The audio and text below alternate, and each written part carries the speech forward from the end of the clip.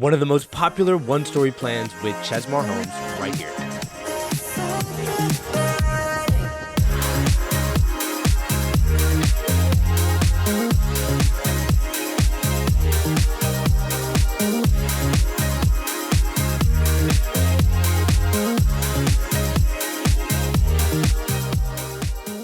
In this video, I'm walking you through a model home that my clients toured a couple of months ago and said there's no way this square footage is correct. It feels so much larger than the square footage that was given to them.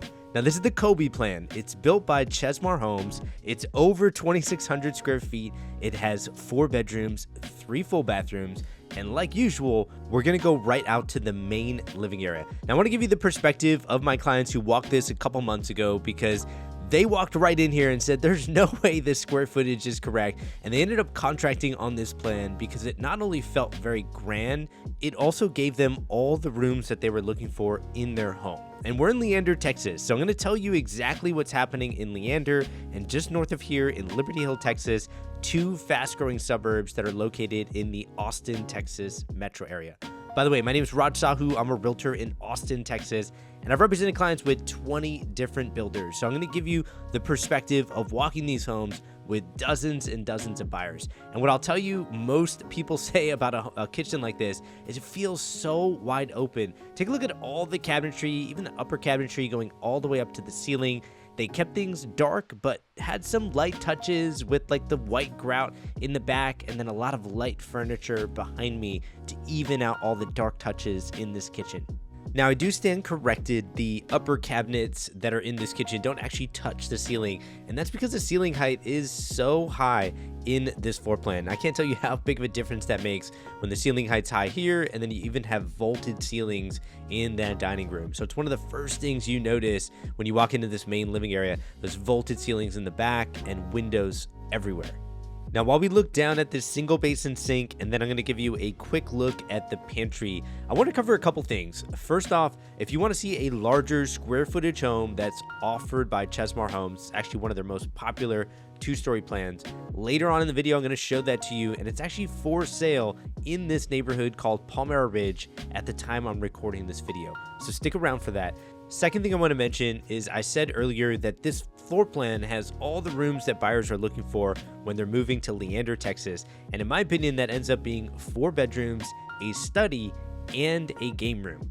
And I can't tell you how many times I've heard from people that live in a 1-story plan or they're renting in a 1-story plan and it doesn't have a game room. And as soon as they have kids or kids start crawling or walking around and they need a place to play, they take over a living room, they take over a study or a dining area, and it just becomes annoying to kind of walk over their toys, or sometimes you just need a little bit of privacy.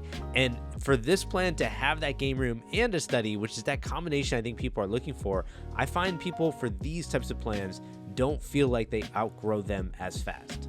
And you can see that here in the living room as well. Those are 2 good sized couches. This is a great living room where you can put a sofa up against a wall because there's no windows behind me, but there's windows to the right of me. And then you have this beautiful fireplace with a TV there. I'm so glad my videographer took a seat here because take a look at this angle with that wide open kitchen, all those cabinets. And I love this design around the TV. For so many of my buyers, I think they want the tile, they want the fireplace, but it's just the look. And that look sometimes can come with quite the price tag. And what I always tell people is you can put furniture there or make it into an accent wall. Sometimes just an accent wall makes all the difference. And you see that right here in the ceiling design in the dining room. That looks fantastic with the beams running across it. I love that light fixture. This is a huge dining table. It's a very large 8-seater table. So we will come back to that. We're going to take a look at the back patio that's through that patio door that we just saw. And again, later on in the video, I'm going to show you that large 2-story home. We're also going to talk about what's happening in this suburb outside of Austin, Texas called Leander. But first, I want to show you this primary bedroom. And what buyers tell me they love about this primary bedroom is that tray ceiling. I love how they did a dark color on the inside of that tray ceiling. It matches up really well with the light fixture that's here. But so many of my buyers tell me they love this accent wall right behind the bed. It pops and makes such a big difference. I cannot tell you how many times I've walked model homes with buyers and they say, wow, that model home was beautiful, but was it just because it's a model home and has all these upgrades? And I start asking them some detailed questions of what they really liked in the model home. And sometimes they tell me it's like this incredible tile that was all over the sidewall and this floor tile, and everything flowed so well with the color pattern. Well, some of those things can be very expensive, but an accent wall in a primary bedroom is really not that much. And sometimes it's these simple things that people see in a model home that they love. And I tell them that's when you should go for it. That's parts of the floor plan that you really like. You like the flow of the space. The tray ceiling opens up that primary bedroom. The dining room had those vaulted ceilings. And these are simple things that you can do after closing, like painting a wall or putting a design piece on a wall, that really make these spaces pop. And I think that continues here in the primary bathroom, where we have tall ceilings, like that window that's above the freestanding tub, and then you have sinks on either side of the bathroom, so you get a lot of privacy in this bathroom. And comparing this to other homes in the mid 2000s for square footage, this is where I get that feeling that this feels much larger than most homes in the mid 2000s. We've already seen the main living area that felt so wide open.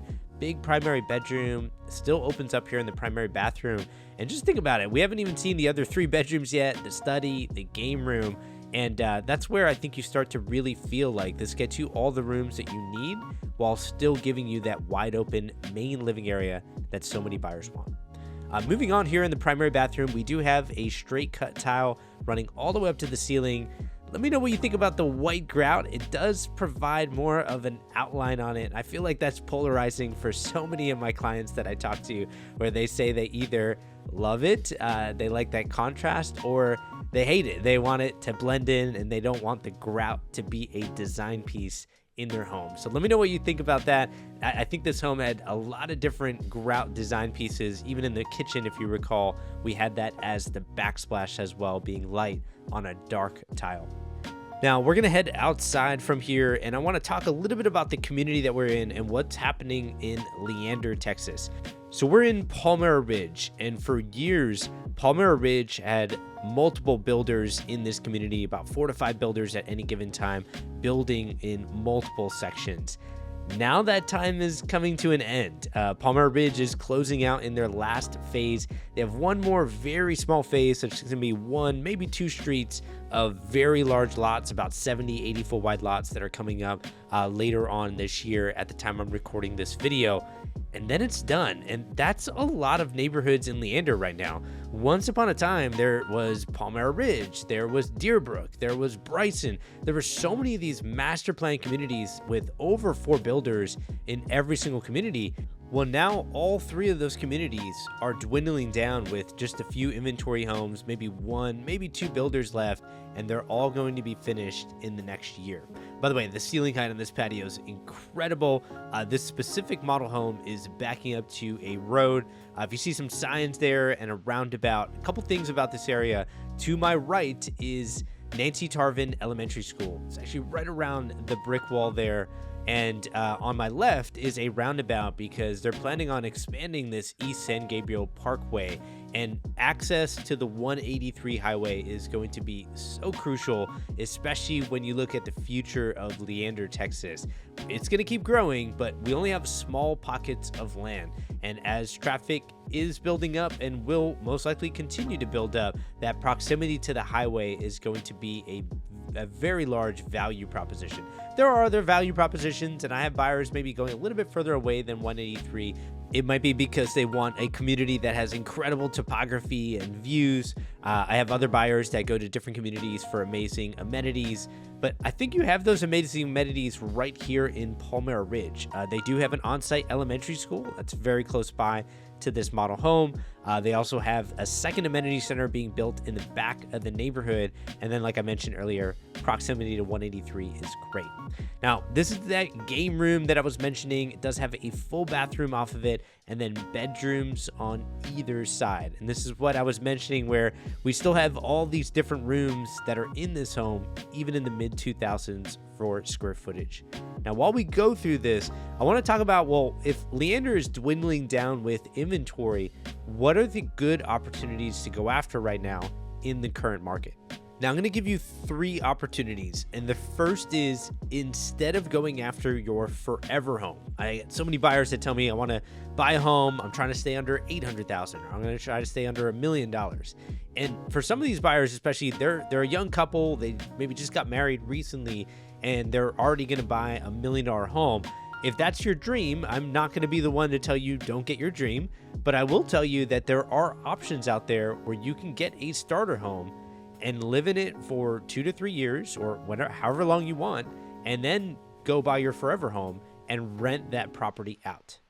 Now, you're accomplishing a few things by going down that path. The first is you're creating wealth through real estate, which I think is really important. You know, you're getting a rental in your portfolio, and that's great. You also get a primary homeowner interest rate by living in the home for at least a year and then renting it out later after you move out. So that's a great opportunity. The second is you're not stretching on your first home. I have so many buyers, especially, you know, they're a young couple, they don't have kids, and they say, you know, I'm looking at a 4,000, 5,000 square foot home. I've had people do that and move into those homes, and they love it. They have a lot of family come in and visit. They want to house that family, and that's great. But I have other buyers, and they ask themselves, do I really need this big of a home? Why not get a starter home that's a very low price right now, and then just hold on to it for 2 to 3 years, and then we'll have more savings in 2 to 3 years, and we can do so much more with our forever home at that time. In other words, if you feel like you're stretching for your forever home, or maybe you're feeling like there's a lot of job instability right now in the current market, then don't buy that forever home, buy a starter home. I just had a couple do that and close on a home in Leander, Texas, and they bought a brand new home. They were well under $500,000, and it was a 4-bedroom home with a study. It was on a northeast facing cul-de-sac lot that backed up to greenery, and that was well under $500,000. Now, that specific client could have bought an $800,000, $900,000 house. It wouldn't have been a problem, but they just felt like, why stretch for that? And also, why do we need to buy our forever home right now? Why don't we grow our wealth through real estate, buy this good home on a great lot, and hold it as a rental later on? And look, they didn't get their dream countertops or their dream upgrades, but they can make some changes after closing and get more of what they want. But at the end of the day, they're buying a home that's well within their budget. They actually qualified with just one spouse's income, and they're really excited. So that's one path to get into this market. Before I get to the second path, right in front of us, you see some tiles on the ground. That's actually a 2-car garage, and that's where you would access it. This being a model home, they actually have a design studio in there where you can pick all your design upgrades if you decide to build from scratch. So while we go through this Mudbench area, which would be right outside where you enter in from the 2-car garage, and this utility room, and then we're going to keep going here, I want to get into that second path. One of the ways I would get into the market in Leander when things are dwindling down, but you're trying to find a good price on a home, look for inventory homes. I know that there are communities right now in this Leander, West Georgetown, South Liberty Hill area that are starting to build up with the builder, and they don't show all of them online. I have to talk with the builder agent. I have great relationships with these builders. I've known some of them for years. I've done a lot of business with them, and some of them will show me their computer of what they have on their back end that's currently being constructed. And when I have a buyer, like for example, I have a buyer that wants to move in the fall of this year when they start their job, I told them, let's heavily look around in August. There's a builder, there's a couple that have a ton of inventory on the ground that are going to be finishing in the fall, and they're going to release them in August. And I know they're probably going to have some good deals on those homes. And now that buyer is waiting, and we already know some plans. They're actually flying in a couple weeks to kind of narrow things down. We'll be a couple of months ahead of time, but I told them August is going to be your time to really pull the trigger. So sometimes the timing of what that looks like can make all the difference in what you're going to get for your price point, because we know on the back end what's coming up with that specific builder in that area. The third way to get into Leander or other areas around Austin is to buy an investment property that you potentially could move in years down the road. I have so many people that are looking to move to Austin, but maybe it's not the right timing in the near future, so they want to buy an investment property and then move into it later. And I just had an investor contract on a property today. We have another investor contracting later this week, And I have a realtor partner that owns 9 rentals in the Austin metro area. And together, because I know the builders really well, he knows investments really well, we find the best opportunities that are out there. We had an investor contract today where they got an interest rate bought down by the builder in the 5s, and that's for an investment property. Not many builders are doing that for investors. They might be doing that for primary homeowners. That's what a lot of their promo rates are showing. But if you read the fine print, it's usually no investors allowed. We were able to get this because my realtor partner and I have great relationships with these builders, and that's really what it takes. I mentioned a northeast facing cul-de-sac lot for another builder that my client got in on. That was in a community where that builder made 42 sales that month. So they could click a button and get any buyer they wanted, but they called us because they knew we have vetted clients, and all that means is it's less work for the builder agent. They don't want 100 people that they have to talk to sell one home. They'd rather just talk to us, and that's why we get the good opportunities, because we have very educated, vetted clients. So if that makes sense, reach out to me. My number's at the bottom of the description of this video. These are the rooms I was talking about earlier. It's the 4th bedroom that we saw prior to this.